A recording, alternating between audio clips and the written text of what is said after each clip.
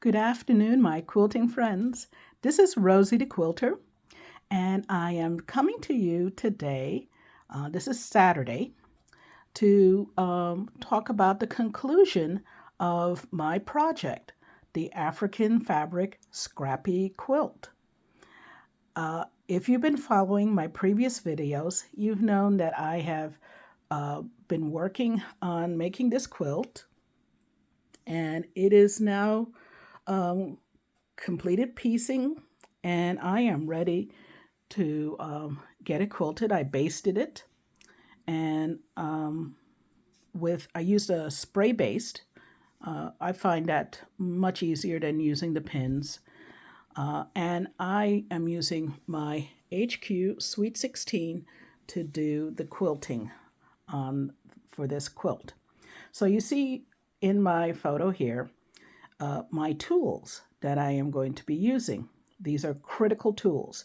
First of all, you have your bobbin case.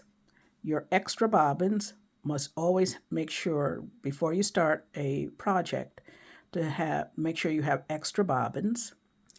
Now the bobbins I have right now already have a thread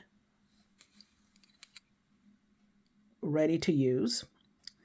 And the only thing to figure out now at this point is which thread to use. And you see my choices here.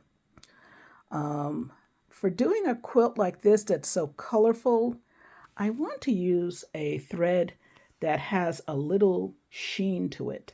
So as much as I would like to, I don't think this one is cotton.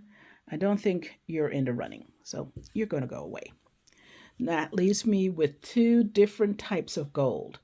They're both glide thread, and one is military gold, and the other one is called shell, which I guess is kind of like a natural, not quite gold, um, but not quite off white or something like that.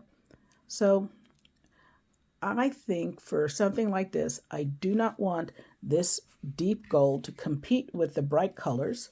So that one's going to go away. So I guess shell wins. And in that case, the threads that I already have in my bobbin, this one and this one, should go.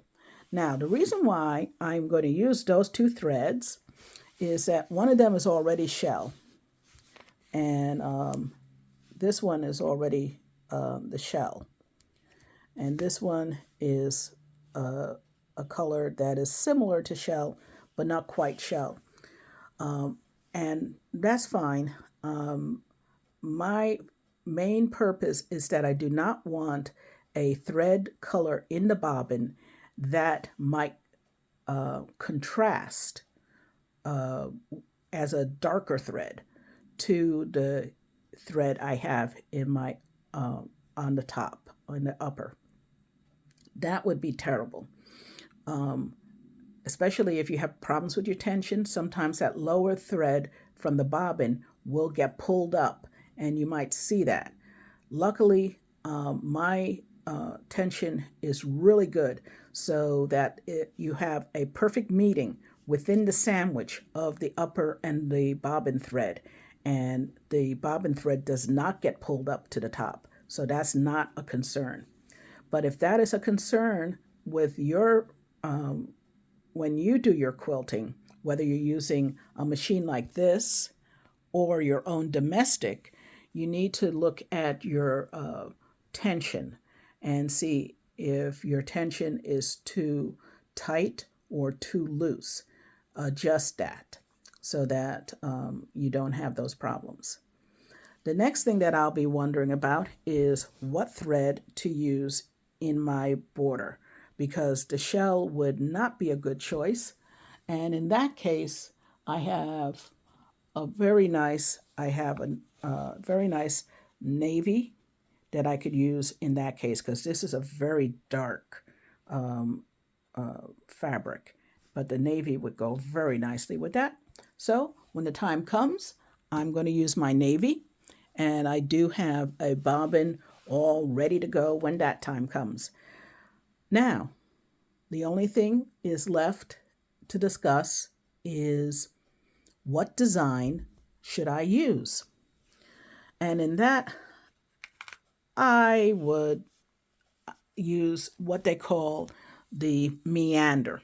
Essentially, I'm just going to go and go here and go there and go here and go there and go here and go there and just kind of cover all the open space, not in any particular swirl, though you could.